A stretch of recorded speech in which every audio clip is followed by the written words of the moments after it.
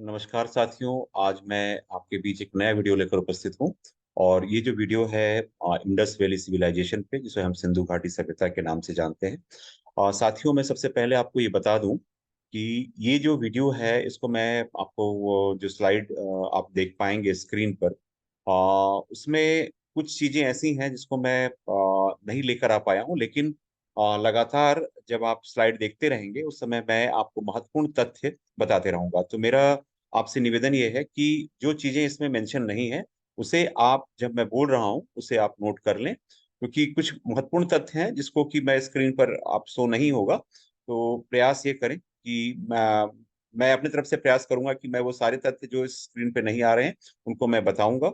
और उन्हें आप, चूंकि महत्वपूर्ण है, ये तथ्य महत्वपूर्ण है, इसलिए आप नोट कर सकते हैं। तो चलिए शुरुआत करते हैं सिंधु घाटी सभ्यता के बारे में। और आप जैसा जानते हैं कि विश्व की प्राचीनतम सभ्यताओं में से एक जो है हमारी हड़प्पा सभ्यता है, जिसे सिंधु घाटी सभ्यता के नाम से भी जाना जाता है। और वर्तमान में इसे हड़प्पा सभ्यता के नाम से जाना जाता है। और आप अपनी स्क्रीन पर देख पा रहे हैं, ये भारत का नक्शा है।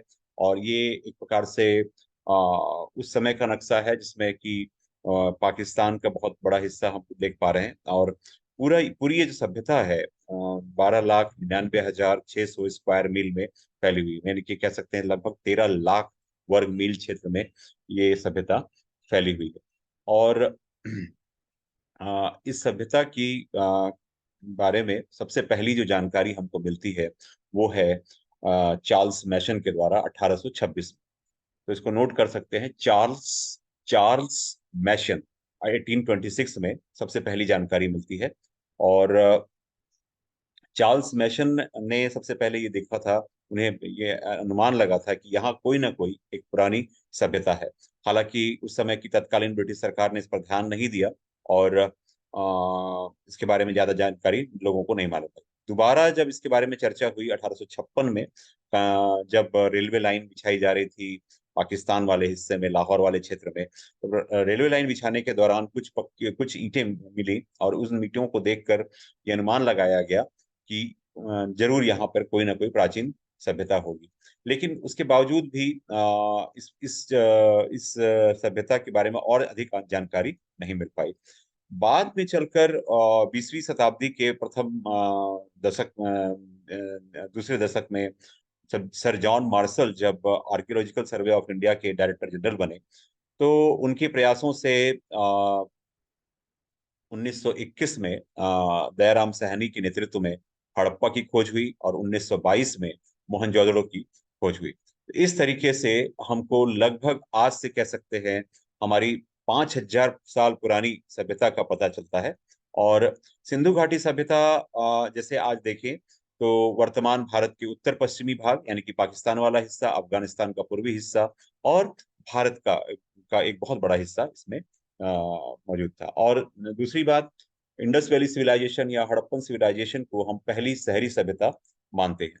और इसके बारे में जब हम बात करते हैं साथियों, तो सबसे महत्वपूर्ण ये है कि ये जो अर्बनाइजेशन और उनकी टाउन प्लानिंग के बारे में बात होती है। और इसमें जो सबसे जो महत्वपूर्ण है, जो तत्कालीन मिस्र की सभ्यता हो, या मेसोपोटामिया की सभ्यता हो, या चीन की सभ्यता हो, या अन्य कोई सभ्यता हो, उसमें यदि हम तुलनात्मक रूप से देखें तो बेक्ड ब्रिक्स, यानी कि जो पकी हुई ईंटें हैं, जो तो उनका उनका उपयोग हम नहीं देखते। देखिए, इस हड़प्पा सभ्यता में हमें मिलता है। तो इस तरीके से बहुत सारी इसकी विशेषताएं हैं जिसपे मैं आज आपसे विस्तार से बात करूंगा। लेकिन पहले आपको बता दूं कि बहुत सारे तथ्य आपकी स्क्रीन पे नहीं दिखेंगे, लेकिन मैं आपके सामने दोहराऊंगा, जिसे चाहें तो आप नोट कर सकते हैं।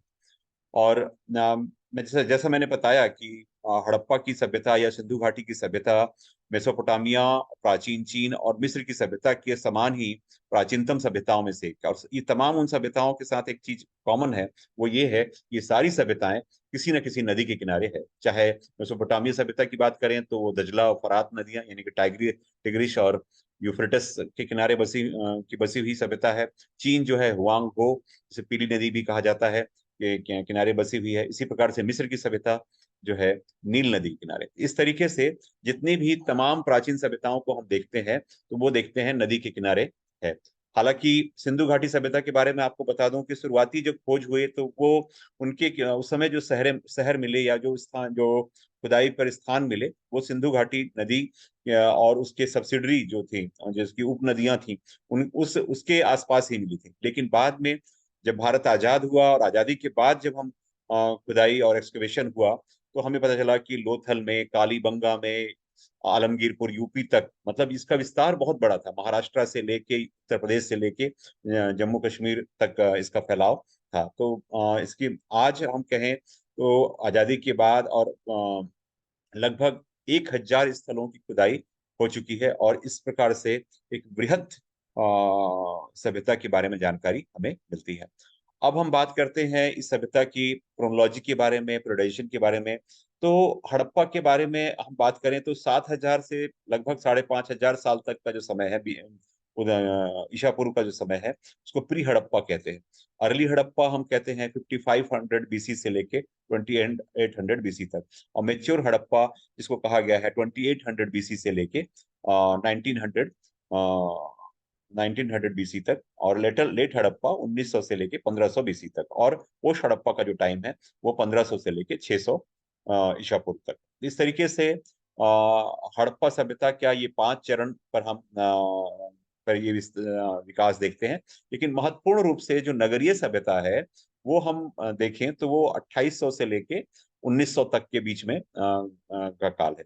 और यदि हम कार्बन डेटिंग की बात करें, जिसको कि मैंने यहाँ पे मेंशन नहीं किया है, तो कार्बन डेटिंग के आधार पे लगभग 2300 ईसा पूर्व से लेके 1750 ईसा पूर्व तक का जो समय है वो आपका कार्बन डेटिंग के हिसाब से सिंधु घाटी सभ्यता का समय है।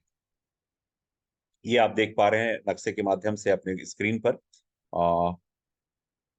इसके अलावा अब मैं बात करूं हड़प्पा के, जब हड़प्पा की खुदाई हुई तो हमको एक स्पष्ट जानकारी मिलती है, वो है आपकी वो देखते हैं कि ये एक नगरीय सभ्यता थी। और इसकी जो सबसे महत्वपूर्ण बात है, और साथियों मैं आपको बता दूं कि परीक्षा में अब तक चाहे वो अंडर ग्रेजुएट की बात हो या पोस्ट ग्रेजुएशन की बात हो या किसी कॉम्पिटिटिव एग्जाम की बात हो, तो अक्सर इंडस वैली सिविलाइजेशन से 2-3 प्रश्न पूछे जाते हैं। पहला प्रश्न कि सिंधु घाटी सभ्यता के नगर नियोजन या टाउन प्लानिंग की विशेषताओं को का उल्लेख कीजिए। Mention the specific features of town planning of Indus valley civilisation. तो ये एक महत्वपूर्ण प्रश्न होता है, और इसका पीछे कारण ये है क्योंकि ये पहला अर्बन सेटलमेंट दिखाई देता है भारत में। और इसके बारे में बात करना इसलिए जरूरी है क्योंकि ये अपने आप में तत्कालीन जितनी सभ्यताएं देखेंगे उससे थोड़ी अनूठी थी, और बहुत सारी चीजें इसमें अलग दिखाई देती हैं। और जब हम टाउन प्लानिंग की बात कर रहे हैं साथियों, तो मैं बता दूं आपको कि हड़प्पा में के जो शहर मिले हैं, चाहे हड़प्पा, मोहनजोदाड़ो और जो धौलावीरा, ऐसे बहुत सारे शहर मिले। इनमें एक बड़ी बात दिखाई देती है, शहर दो हिस्सों में बटा हुआ। एक हिस्सा जो ऊपरी हिस्सा था, अपर टाउन, जिसको कि हम सिटाडेल कहते थे। सिटाडेल यानी कि गढ़ या दुर्ग, यानी कि जिसमें कि समाज में या उस समय के तत्कालीन समय के जो उच्च वर्ग के लोग या शासन वर्ग के लोग उसमें रहा करते थे। और दूसरा जो हिस्सा था जिसको हम लोअर टाउन या निचला शहर कहते थे, जहाँ पे आम आदमी निवास करते थे। चाहे लोअर टाउन हो चाहे अपर टाउन हो, दोनों टाउन के जो बिल्डिंग्स हम देखते हैं उसमें हमको बेक्ड ब्रिक्स का यूज, बेक्ड ब्रिक्स यानी कि पकी हुई ईंटों का प्रयोग दिखाई देता है। और जब मैं पकी हुई ईंटों की बात कर रहा हूं तो साथियों, ये आज के समय में बहुत साधारण सी बात लगती है, लेकिन तत्कालीन सभ्यताओं की बात करें, चाहे मिस्र की बात करें, चाहे यूनान की बात करें, चाहे मेसोपोटामिया की बात करें, तो उस समय हम देखते हैं कि वहां पे बेक्ड ब्रिक्स का प्रयोग उस पैमाने पे या उस प्रकार से नहीं दिखाई देता जितना कि हमको हड़प्पा के इसमें दिखाई देता है। दूसरा, जो हम टाउन प्लानिंग की जो बात कर रहे हैं साथियों, तो उसमें सबसे महत्वपूर्ण ये है कि जो घर हैं वो ग्रिड प्रणाली पे बने हुए हैं, यानी कि 90 डिग्री के एंगल पे एक दूसरे को काटते हुए, ऑलमोस्ट राइट एंगल पे वो काटते हुए दिखाई देते हैं, और अलग अलग इस पे दिखाई देते हैं। इसको आप इस चित्र के माध्यम से देख सकते हैं कि हड़प्पा मोहनजोदारो का ही एक सीन है, जिसमें आप देख रहे हैं जो एक सीटाडेल वाला ऊपर आप चित्र देख पा रहे हैं, जिसमें कि अपर टाउन है और जिसको सिटाडेल कहा गया, जिसको दुर्ग कहा गया है, जिसमें कि समाज के उच्च वर्ग के लोग रहते थे। मैं चित्र के माध्यम से इसलिए बताना चाहता हूँ क्योंकि जब हम बात करते हैं तो वो कम से कम विजुअलाइजेशन हमारे दिमाग में आना चाहिए। दूसरा है एरियल व्यू उस शहर का जो आप देख पा रहे हैं मोहनजोदड़ो का, जिसमें आप बीच में आपको दिखाई भी दे रहा होगा एक ग्रेट बाथ जो है, जिसके बारे में आगे मैं चर्चा करूंगा। और एक तरफ रिकंस्ट्रक्शन ऑफ लोअर टाउन का फोटो दिखाई दे रहा है कि एक तरफ निचला शहर है और एक तरफ सिटाडेल है। सिटाडेल यानी कि उच्च उच्च शहर जो कि उसको चारों तरफ से उसको फोर्टिफाइड किया गया था, और जो लोअर टाउन है वो उसमें साधारण लोग या सामान्य लोग रह रहे हैं। अब जब हम टाउन प्लानिंग की बात कर रहे हैं तो मैं आपको बताना चाहूंगा कि जो most important thing is that कि that is about the drainage system, and drainage system was far far ahead from the contemporary civilisation like Egypt और मेसोपोटामिया और चाइनीज सिविलाइजेशन। तो जो ड्रेनेज सिस्टम है उसमें जो जिस प्रकार से हम देखते हैं वो बहुत अद्भुत है। और मैं आपको बताना चाहूंगा कि सड़क के दोनों किनारों पे नालियां बनी हुई थी, नालियां प्रॉपर ढकी हुई थी, उनको कवर्ड किया गया था। और जो नालियां बनी थी, जो सड़क है, सड़कों का बनावट इस प्रकार होती थी कि पानी बरसात का पानी सड़क पे ना रहे, वो किनारे नालियों में चला जाए और वो पूरा जाके आगे उसमें मेन होल में पानी चला जाए। इस तरीके से ये जो ड्रेनेज सिस्टम है वो बहुत अद्भुत दिखाई देता है। आज 21st सेंचुरी में भी जब हम देखते हैं कि बहुत ज्यादा बारिश होती है, बड़े बड़े जो महानगर हैं वहां पे किस प्रकार से जल भराव हो जाता है। तो आप सोचिए आज से 3,500, 4,000, 5,000 साल पहले किस प्रकार से टेक्नोलॉजी थी, या क्या उन लोगों का इमेजिनेशन था, और हमारा साइंस कितना डेवलप था कि इस प्रकार की चीजें वहां पे थी। और वो हमसे टाइम से आगे वो लोग चल रहे थे। ये देख पा रहे हैं, मैं इसको दूसरा जो सीन है, जो मेन रोड्स जो आपको दिखते हैं, जो मुख्य सड़कें हैं, एक चित्र में आप देख पा रहे हैं जो खुला हुआ दृश्य है जिसमें मुख्य सड़क दिखाई दे रही है, और एक जिसमें दोनों तरफ दीवारें दिखाई दे रही हैं, वो अंदर की सड़क है, और अंदर की सड़क की तरफ घरों के दरवाजे खुल रहे हैं। तो मैंने चित्र के माध्यम से बताने का इसलिए प्रयास किया क्योंकि जब हम पढ़ते हैं तो ये चीज नहीं समझ पाते, लेकिन ये वो जो आर्कियोलॉजिकल साइट्स हैं उन्हीं का एक दृश्य है, जिसमें कि दिख रहा है कि अंदर की गली की सड़क जो है लगभग 10 फीट की है, और बाहरी सड़क जो है 33 फीट की सड़क आपको दिखाई दे रही है। और जो घरों के जो दरवाजे हैं वो मेन सड़क पे ना खुल के अंदर वाले सड़क में, यानी अंदर की तरफ खुल रहे हैं। और जैसा मैंने बताया कि चूंकि घरों की प्लानिंग ऐसे थी कि घर में जो बाथ एरिया है सेपरेट बाथिंग एरिया था, और हर घर में कुआं मतलब कुएं कुएं थे। और इसके अलावा कोई ऐसा सिविलाइजेशन नहीं दिखाई देता जितना हेल्थ और हाइजीन को लेके इतने जागरूक लोग थे। कई घरों में 2 और मोर स्टोरीज वर देयर, और इनके साइज छोटे बड़े अलग अलग थे। और इस तरीके से हर घर में वॉशरूम थे, बाथरूम्स थे, और उनके अपने कुएं थे। इस तरीके से ये बहुत और मैंने आपको बताया कि सड़कों की तरफ कोई खिड़की नहीं थी और ना कोई उसका दरवाजे थे। और ये आप देख पा रहे हैं बहुत सारे जो घर हैं में उनका घरों के बीच में का हिस्सा देखेंगे तो वो कुआं भी दिखाई दे रहा है आपको एक चित्र में। और घरों के बीचों बीच में कोर्ट यार्ड यानी कि आंगन दिखाई देता है। और कमरों में मकान जो घर थे उनके अंदर बहुत सारे कमरे हैं। अ, और जो गर्मियों के समय में इस प्रकार की सीलिंग थी कि कमरे ठंडे रहे। तो ये बहुत सारी चीजें हम देख पाते हैं। और मैंने आपको पहले बताया कि पकी हुई ईंटों का प्रयोग इस सभ्यता की सबसे बड़ी विशेषता थी। और पकी हुई ईंटों का प्रयोग तत्कालीन किसी में दिखाया था, और दीवारों को इंटरलॉकिंग पैटर्न पे रखा गया था ताकि कि इमारतें मजबूत हों। तो इस तरीके से अनाज के भंडारण के लिए भी मैं आगे बात करूंगा। और इसमें आपको बताना चाहूंगा कि जो शहरों में हमको देखने को मिला है ग्रेट बाथ यानी विशाल स्नानागार देख पाते हैं, और ग्रेनरीज के लिए स्टोरेज देख पाते हैं, तो इसको मैं आगे आपको बताना चाहूंगा। इसके अलावा चूंकि कृषि बहुत उन्नत थी, और गेहूं, जौ, मटर, तिल, सरसों आदि हमको जानकारी मिलती है। हालांकि चावल के बारे में बहुत ज्यादा उल्लेख नहीं मिलता, एक या दो जगहों पे इसका अवशेष मिला है। तो और दूसरा सबसे बड़ी बात है कि हड़प्पा सभ्यता के लोग कपास के बारे में जानते थे, यानी कि कॉटन कपास का उत्पादन करते थे, और इसीलिए यूनानी इनको सिंडोन या सिंडोन कहते थे। और इसीलिए इसी से शायद नाम पड़ के सिंध पड़ा। और ये इस तरीके से देखते हैं ग्रेनरीज। ये देखिए विशाल जो अन्नागार हमको देखते हैं। और ये अन्नागार हमको देखने को मिलते हैं हड़प्पा में। और इसके और एक लाइन में बने हुए हैं। और ये उसी का स्ट्रक्चर आप देख पा रहे हैं।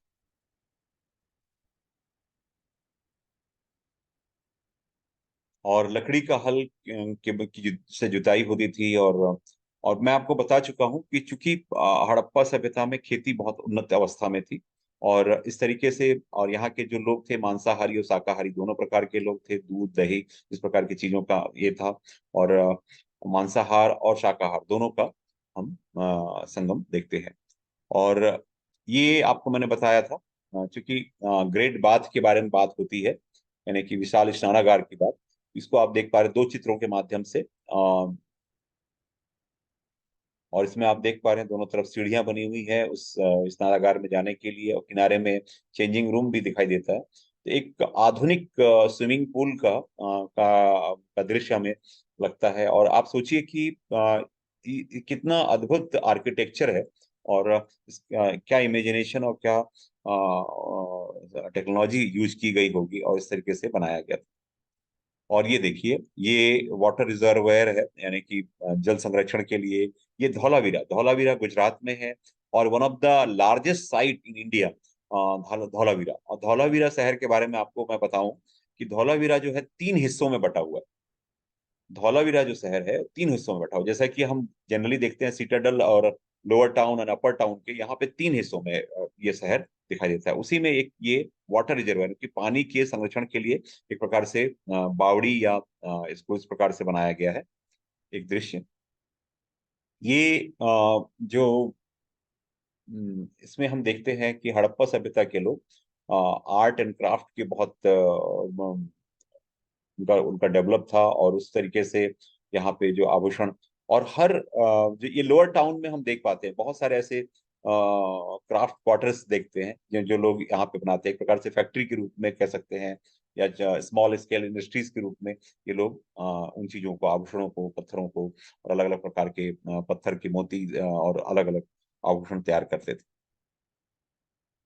अब यदि मैं बात करूं कि हड़प्पा सभ्यता के लैंग्वेजेस के बारे में, तो ये जो आप अपने स्क्रीन पर देख पा रहे हैं सबसे ऊपर में जो अलग अलग पिक्टोरियल फॉर्म में, तो ये पिक्टोरियल स्क्रिप्ट जो है ये यही इनका स्क्रिप्ट है। हालांकि अभी तक इसको डेसिफर नहीं किया जा सका है, लेकिन इसको देख के हम समझते हैं कि इसके कई मायने होंगे। और ये भी बात सही है कि जिस दिन ये लैंग्वेज डेसिफर होगा तो शायद हमें हड़प्पा का एक नया इतिहास हमें जान पाएंगे। बहुत सारे ऐसी चीजें जो हम अभी अनुमान के आधार पे हम आपसे चर्चा करते हैं, हो सकता है कि उसमें बहुत कुछ बदलाव। ये एक और है जिसमें कि बहुत सारे मैंने सील्स दिखाए हैं। और उसमें आप अलग अलग पिक्टोरियल शेप में देख पा रहे हैं। ये सारे उनके स्क्रिप्ट है, ये इंडस स्क्रिप्ट है जिसको आप देख पा रहे हैं। इंडस वैली के जो स्क्रिप्ट है उसको आप अपने स्क्रीन पर देख पा रहे हैं। इसमें 64 के आसपास इनके स्क्रिप्ट की जानकारी मिलती है। और धार्मिक प्रतीकों की बात करें तो मोहनजोदारो में बहुत सारे ऐसे सील्स मिले हैं जिसमें हमको जिसमें स्त्रियों के चित्र हैं, जिसको कि हम मातृ देवी कहते हैं। और ये भी एनिमल मदर गॉडेस की बात आती है, मदर गॉडेस। और ये देखा गया कि बहुत सारे सेल्स में बहुत सारे पॉटरीज में महिलाओं के चित्र बने हैं और उनको ऐसा लगता है कि वो देवी की उपासक थे। इस प्रकार से इस सभ्यता को हम लोग मैट्रियार्कल सोसाइटी भी कहते हैं, मातृसत्तात्मक समाज भी कहते हैं। और एक एक सील और मिला है जिसमें कि पशुपति या शिव की मुद्रा है, जिसको मैं आगे आपको स्क्रीन पर दिखाऊंगा। ये देख पा रहे हैं ये जो बीचों बीच में बैठे हुए हैं इनको पशुपति कहा गया। और एक तरफ सिर एक तरफ गैंडा, और ये अलग अलग दिखाई दे रहे हैं। तो इसको ये माना गया कि रुद्र या शिव का के रूप में देख पाते हैं। और ये जो अलग अलग सील्स आप देख पा रहे हैं ये हड़प्पन साइड के जिसमें यूनिकॉर्न रूप में हमको अलग अलग जो जानवर हैं वो यूनिकॉर्न शेप में हमको दिखाई देते हैं। और यदि हम हड़प्पा सभ्यता की बात करें, जो उसकी महत्वपूर्ण विशेषताओं में बात करें, तो हमको लोथल, गुजरात के लोथल नामक स्थान में एक डॉकयार्ड दिखाई देता है, जिसमें कि हम देखते हैं कि जो हमारा जो व्यापार है वो किस प्रकार से समृद्ध रहा होगा, और उस समय लोगों को जो अ, पानी के मार्ग से जो व्यापार करते होंगे, तो उस तरीके से हड़प लोथल में जो हमें प्रमाण देख मिलता है वो डॉकयार्ड का, और इससे समझ में आता है कि टेक्नोलॉजी हमारी। और यदि हम ब्यूरियल सिस्टम की बात करें, अंत्येष्टि की बात करें, तो ये हमको अलग अलग प्रकार के ब्यूरल्स दिखाई देते हैं। हालांकि हड़प्पा सभ्यता में हमको दफनाने के बहुत सारे प्रमाण मिले हैं, और इसलिए यहाँ पे जो चित्र मैंने दिखाया है, इसके अलावा पुरातत्वविद ये भी दावा करते हैं कि यहाँ दाह संस्कार भी किया जाता हो रहा होगा, और साथ ही साथ जो मृत शरीर को खुले में छोड़ भी जाता है। तो इस प्रकार से हम देखते हैं कि तीनों प्रकार का ब्यूरियल सिस्टम या अंत्येष्टि का सिस्टम देखते हैं, लेकिन उनमें से अलग अलग ये आप तीन चार चित्र मैंने यहाँ दिखाए हैं, और ये ब्यूरियल सिस्टम का दफनाने का अलग अलग चित्र है। कहीं पे युगल दो दो शवों को एक साथ दफनाया गया है, कहीं पे तीन शवों को भी दफनाया गया है। अब यदि हम आर्टिफैक्ट्स और यहाँ के कलाकृतियों की बारे में बात करें, तो आप देख पा रहे हैं अलग अलग ये कलाकृतियां, जिसमें अलग अलग स्वरूप में बने हुए हैं, और ये भारत के ग्रामीण इलाके में आज भी इस प्रकार के आर्टिफैक्ट्स हम देखते हैं। और ये डांसिंग गर्ल जिसको की मूर्ति, जो ब्रॉन्ज स्टैचू मिली है, और इसकी हाइट 10.8 सेंटीमीटर है, और लगभग इसको 4,500 साल पुराना माना जाता है, और इसको मोहनजोदारो में 1926 में इसको देखा गया। और ये डांसिंग गर्ल की जो ब्रॉन्ज की बनी हुई मूर्ति है। ये एक पृष्ठ, यानी कि पुजारी का सिर, हम क्या कह सकते हैं, ये माना गया। ये आर्कियोलॉजिस्ट जो भी चीजें, ये मान्यताएं हैं, ये आर्कियोलॉजिस्ट ने अपने अध्ययन के आधार पर इसको ये किया है। एक जिसमें आप देख पा रहे हैं एक व्यक्ति है जो अपने शरीर के हिस्से पे शॉल जैसा कुछ, चादर जैसा ओढ़ा हुआ है, और उसका बियर्ड, जो उसकी दाढ़ी बढ़ी हुई है, और एक तो एक प्रकार से ये उस समय की आर्ट एंड आर्किटेक्चर को बताता है कि किस प्रकार का कार्य। हालांकि इसका कोई प्रमाण हमें नहीं मिलता कि ये पुजारी ही होंगे या शासक वर्ग के होंगे, लेकिन फिर भी एक अनुमान लगाया जा सकता है। ये वहाँ के ऑर्नामेंट्स की बात हो रही है। हड़प्पा सभ्यता में जब हम बात करें, तो अलग अलग प्रकार के ऑर्नामेंट्स, चाहे वो गोल्ड के हों, चाहे और किसी धातु के हों, तो ये ऑर्नामेंट्स हम देख पाते हैं। और ये इसमें लैपिस lazuli के और अलग अलग इसके धातुओं के चीजें हमको देखने को मिलती हैं। तो साथियों, ये जो मैंने आपसे बात की अ, इन विषयों पे, इसमें सिंधु घाटी सभ्यता की दो बातें जो मैंने आपसे चर्चा नहीं की, वो ये है कि इसमें कौन कौन से प्रमुख शहर हैं, और कौन कौन से इनकी सभ्यता के पतन के कारण क्या हैं। इन इन इन विषयों पर मैंने आपसे चर्चा नहीं की है, लेकिन मैं आपको ये बताना चाहूंगा कि आज की वीडियो मैंने मैंने जो मुख्यतः जो जिस बिंदु पर फोकस किया, वो हड़प्पा सभ्यता की विशेषताओं पे था, और उसके नगरीय सभ्यता पे।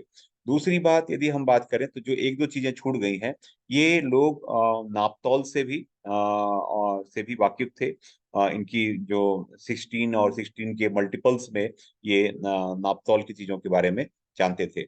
इनका व्यापार भी बहुत समृद्ध था, और व्यापार की बात करें, तो ये जो व्यापार कर रहे थे, चाहे तांबा हो तो वो खेतड़ी राजस्थान से, सोना सोना जो है वो कर्नाटक के कोलार से, और इसके अलावा जो अन्य धातु है वो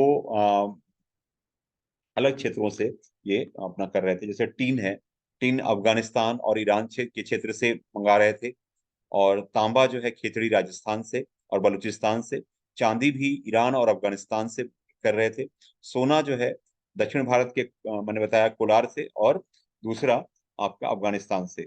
लाजवर्द मणि, है ना। लाजवर्द मणि जो है वो मेसोपोटामिया से, और इसके अलावा सेल खड़ी जिसको कि हम स्टेटाइट कहते हैं, स्टेटाइट जो है बलूचिस्तान, राजस्थान और गुजरात से मिल रहा था। और इसके अलावा जो लेड है या सीसा है वो ईरान और अफगानिस्तान के क्षेत्र से। तो इस तरीके से इनका व्यापार बेसिकली ईरान, अफगानिस्तान, बलूचिस्तान, इन क्षेत्रों से व्यापार रहा। और साथ ही साथ इंटरनल और एक्सटर्नल दोनों प्रकार के ट्रेड हो रहे थे। और इसके अलावा यदि मैं बात करूं तो हड़प्पा सभ्यता का जो पतन का प्रमुख कारण मानते हैं, यदि हम उनकी बात करें, उनमें से जो प्रमुख हैं, जो सबसे महत्वपूर्ण है, वो है आपका बाढ़ जिसको कि अर्नेस्ट मैके और मार्श माफ कीजिएगा, अर्नेस्ट मैके और जॉन मार्शल ने ये कहा कि बाढ़ के कारण ही सभ्यता नष्ट हुई होगी। और बहुत सारे पुरातत्वविद और इतिहासकारों का यही मत है कि हड़प्पा सभ्यता के पतन का सबसे प्रमुख कारण यदि रहा होगा वो बाढ़, सिंधु और सिंधु की सब्सिडरीज जो नदी हैं, उन नदियों में आए बाढ़ों के कारण रहा होगा। इसके अलावा मार्टिन व्हीलर और गॉर्डन चाइल्ड जैसा कहते हैं कि विदेशी आक्रमण या आर्यन इन्वेजन के कारण हुआ। हालांकि इस मान्यता को खारिज कर दिया गया क्योंकि इसके पुख्ता प्रमाण नहीं मिले। भूतात्विक परिवर्तन या जो टेक्टोनिक जो प्लेट्स थे उनके परिवर्तन का कारण जो मानते हैं, उसमें डेल्स, राइक्स और एमआर साहनी, इनका मानना था कि टेक्टोनिक प्लेट्स जो थे या उसके कारण जो चेंजेस हुए उसके कारण ये हो पाया। और आर एल स्टाइन ने कहा कि जलवायु परिवर्तन इसका बड़ा कारण रहा। तो आर एल स्टाइन इसके लिए मुख्य व्यक्ति हैं। और प्रशासनिक शिथिलता का एक कारण बताते हैं सर जॉन मार्शल। हालांकि इन इन जो बाकी जो कारण बताए जा रहे हैं वो उतने पुख्ता नहीं मालूम होते हैं। तो साथियों, आज का ये जो वीडियो है इसमें कुछ चीजें फैक्ट्स के रूप में जब मैं आपके सामने नहीं लेकर आ पाया हूँ, लेकिन इसमें मैंने बताने का प्रयास किया कि जब हड़प्पा सभ्यता की विशेषताओं के बारे में आपको लिखना होगा तो आपको बताना है, पहली बात अर्बनाइजेशन के बारे में, टाउन प्लानिंग के बारे में। टाउन प्लानिंग की जब बात करते हैं तो सबसे पहले आप बताएंगे कि ग्रिड सिस्टम में इनका सड़कें थी और उसी के हिसाब से ब्लॉक्स में इनके घर बने हुए थे। दूसरी बात, पक्की ईंटों का प्रयोग किया गया। इनको नापतौल का के बारे में जानकारी थी। इनके पास एक प्रॉपर स्क्रिप्ट था जिसको पिक्टोरियल स्क्रिप्ट के बारे में हम कहते हैं। और ड्रेनेज सिस्टम इनका बहुत अच्छा था। इस तरीके से आप हड़प्पा सभ्यता की विशेषताओं के रूप में को आप लिख सकते हैं। अब एक और वीडियो में हड़प्पा सभ्यता के अन्य पहलुओं जो छूट गए हैं, जिसमें कि हम बात करेंगे कि कौन सा नगर कब खोजा, किस किस विद्वान ने खोजा और इस पर किया, उस पर हम बात करेंगे। लेकिन महत्वपूर्ण ये है क्योंकि हड़प्पा सभ्यता से दो प्रश्न अनिवार्य रूप से बनते हैं कि हड़प्पा सभ्यता के विशेषताओं को उल्लेख कीजिए, दूसरा इसके पतन का कारण लिखिए। तो ये महत्वपूर्ण है। तो मैं उम्मीद करता हूं कि ये वीडियो आपको पसंद आया होगा। तो please keep watching. Thank you so much.